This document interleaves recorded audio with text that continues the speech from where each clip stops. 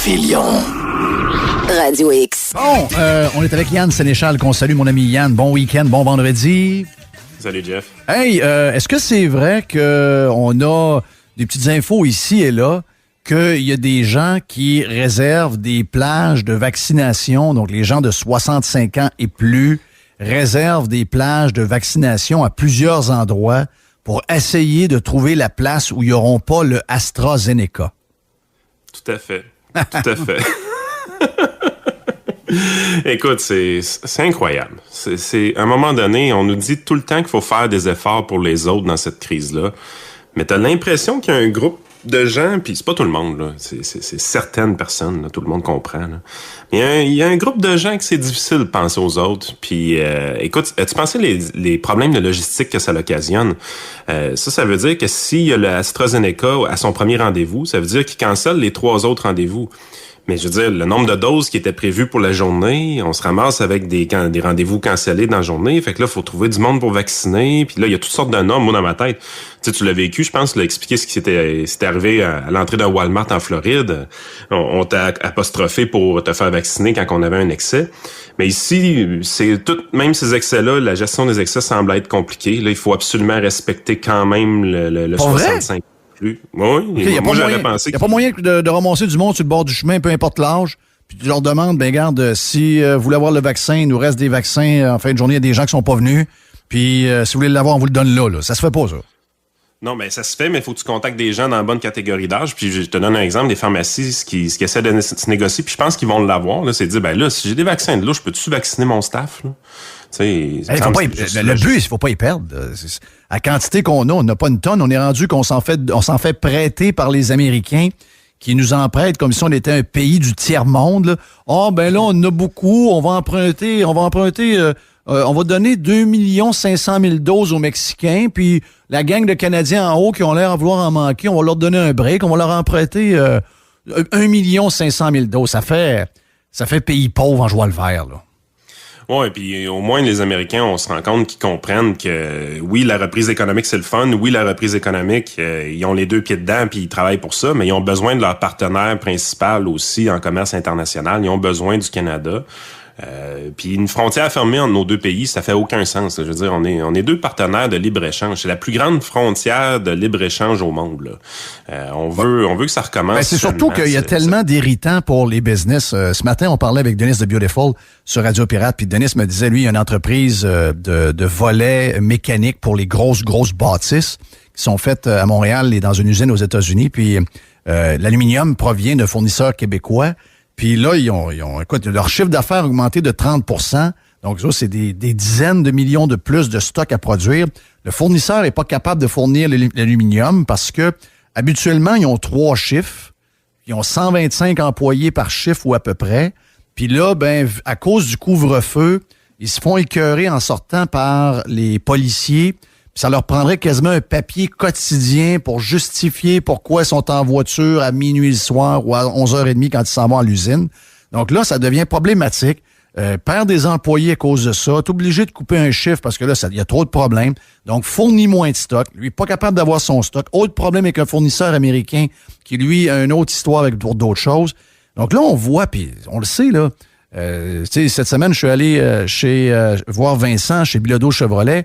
Puis toutes les concessionnaires ont ça, là. Ce matin, on apprend que Nissan, toutes les usines américaines sont fermées parce qu'ils n'ont pas de microprocesseurs. Donc, la chaîne de production est complètement fuckée en ce moment. Puis ça, va falloir que... Et c'est pour ça là, que les maisons ont pris...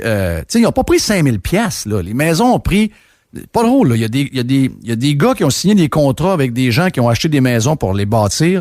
Puis là, ils vont les voir, puis ils disent, tu sais, la maison, le contrat qu'on a eu, là, qui était déjà élevé, mettons... une maison qui devrait coûter 250 000 à bâtir, déjà, elle coûte 400 000 à bâtir. Bien là, ça va être 422 000. J'ai 22 000 de différence parce que les matériaux ont explosé. Puis si tu me payes pas la différence, je suis pas capable de te bâtir parce que c'est trop gros comme différence.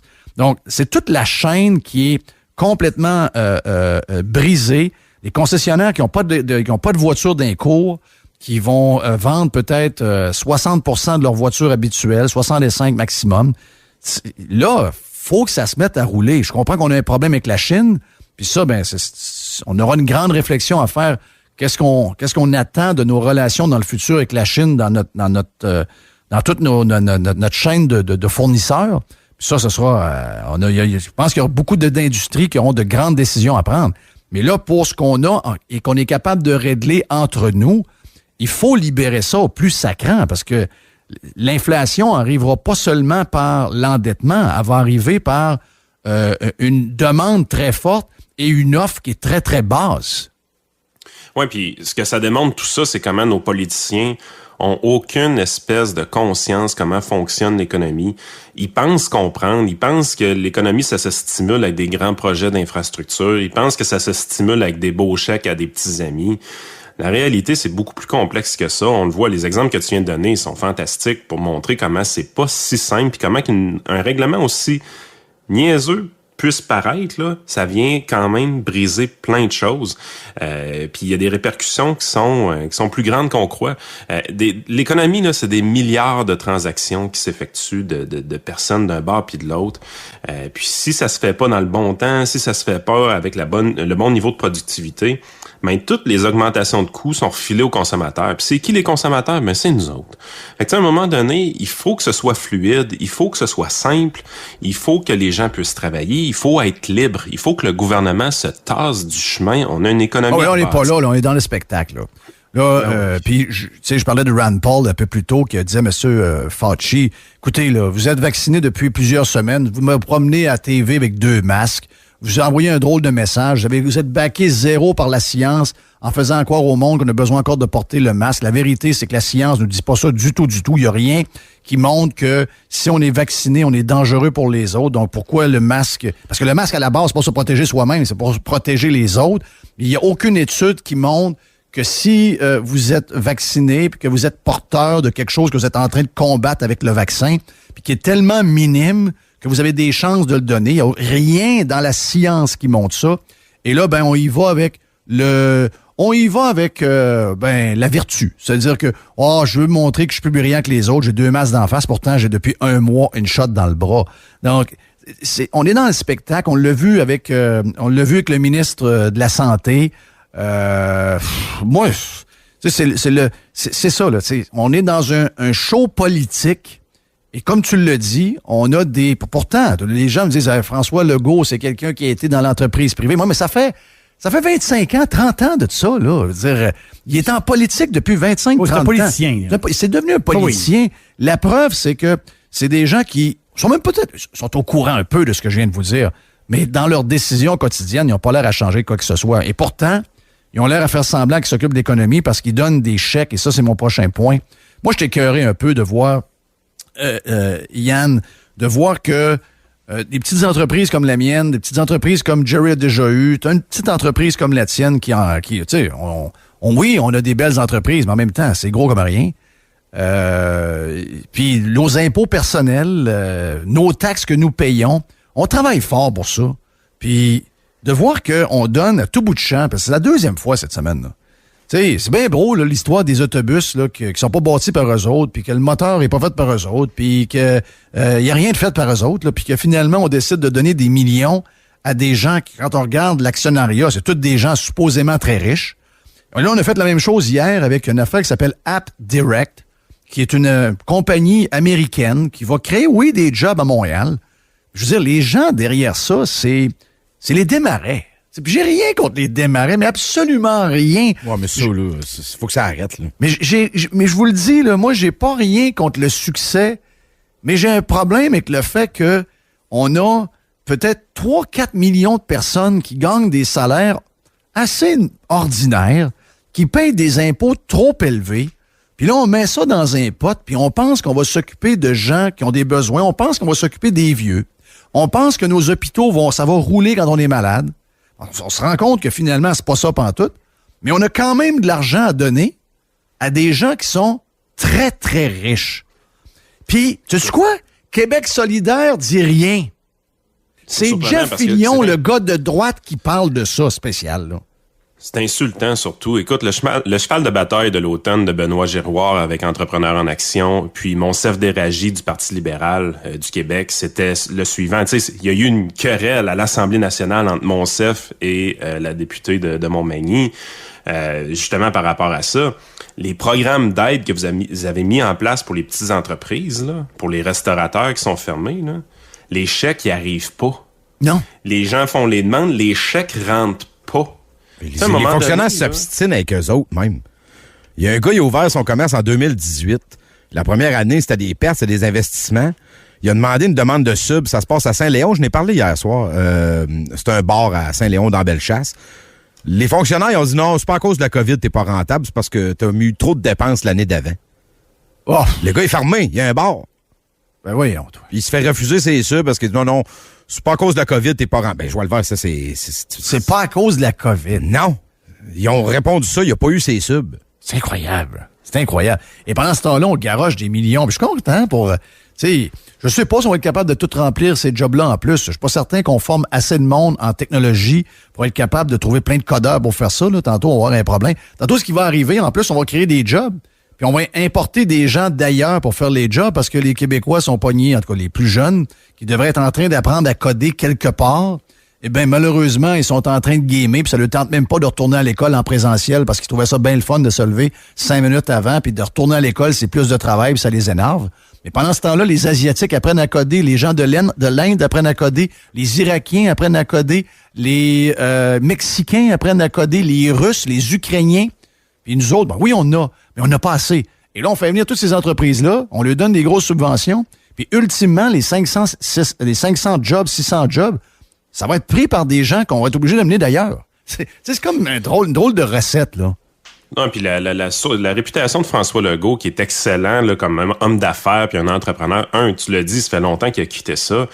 Mais tu sais, je veux dire, une de mes jobs dans la vie, c'est de dealer avec des entrepreneurs qui ont vendu leur entreprise puis que maintenant, ils placent leur argent pour leur vieux jour. J'ai aucun de mes entrepreneurs qui me demande d'acheter juste des obligations d'épargne du Québec, là. Non, et c'est ça que lui a fait. Pas, là. Oui. Fait que, tu sais, la réputation de François Legault, que c'est un excellent homme d'affaires, là. Ben lui, on repassera. Ben, il a mis ses millions dans des bons d'épargne du Québec, là. C'est ça. En tout cas, si c'est plus le cas, tant mieux pour lui, parce que si la dernière fois qu'il cas, avait montré ses placements, c'était moi, j'aurais aimé ça qu'ils sortent et qu'ils disent, regarde, je mets votre argent, mais j'y crois tellement que j'ai sorti mon argent des bons d'épargne du Québec, puis j'ai mis de l'argent dans Lyon, la compagnie de batterie d'autobus de je sais pas trop quoi, puis j'ai mis dans AppDirect, j'ai mis 500 000 là, puis j'ai mis 500 000 dans l'autre, puis je suis certain que je vais sortir de là avec des millions de dollars. Ben, tu sais, c'est encore notre argent. Ça m'énerve encore, mais je me dirais, au moins, il se met au bat. Exact. Non, c'est trop facile avec l'argent des autres. Puis, de toute façon, c'est prouvé, c'est de la mauvaise finance, c'est de la mauvaise économie. Ça crée des gagnants qui sont décidés par le politique. C'est de même que la corruption débute. Ça commence toujours de la même façon, même si on part de bonnes intentions. On le dit souvent, l'enfer est pavé de bonnes intentions. Mais même si tu pars avec des bonnes intentions, c'est ce genre de comportement-là, ce genre de programme-là que tu mets en place qui amène à de la corruption. Tu veux pas voir du lobbying pour avoir les faveurs du ministre Fitzgibbon. Ça fonctionne pas comme ça, mais là, c'est de même que notre gouvernement fonctionne. Ça se donne à tour de bras. Je veux dire, sérieusement, la protectrice du citoyen ou ben non, la vérificatrice générale, en a pour 10 ans à inspecter les processus. Même s'ils disent n'importe de quoi, la vérificatrice générale. On l'entend une journée, elle nous dit tout ce qui n'a pas été, puis où est-ce qu'on s'est fait fourrer, puis à 5 heures, c'est fini, là. Ça sert absolument à rien.